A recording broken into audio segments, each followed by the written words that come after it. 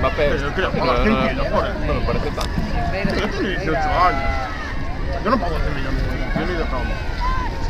Es que a día de hoy no lo vale. Yo creo que 100 millones no lo vale mucho. No, que nunca lo va a valer.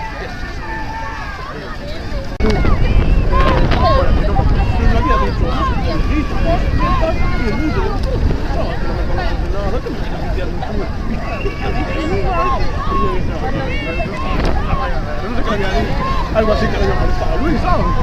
Algo que se le va a la Yo no te lo conocía. Por eso te digo.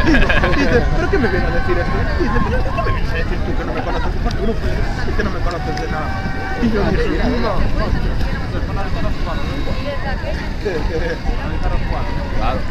Highlights. Highlights. Remodelación de vídeos.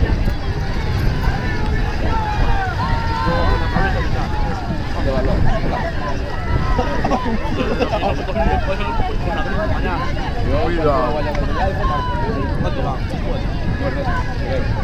A mí me da una chunga.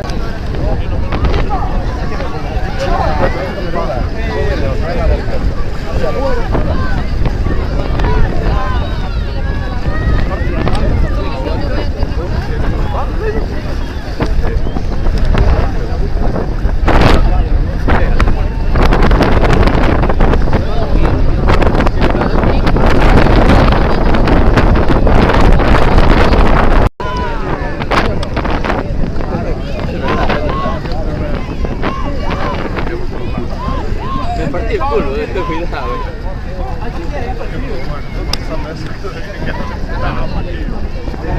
Y dice él, le iba a caer un vacío de todos, pero al final como le contestó así a muertos, se salvó. Es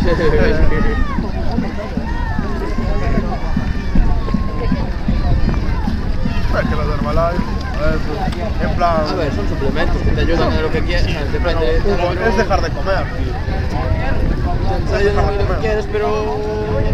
Es como si te tomas proteínas y cosas así, ¿sabes? Pero para un batido de, pongamos, fruta, avena y un par de fruta. Y te comes una tortita y ya estás de puta madre, es lo que hago yo todas las mañanas, no desayunar.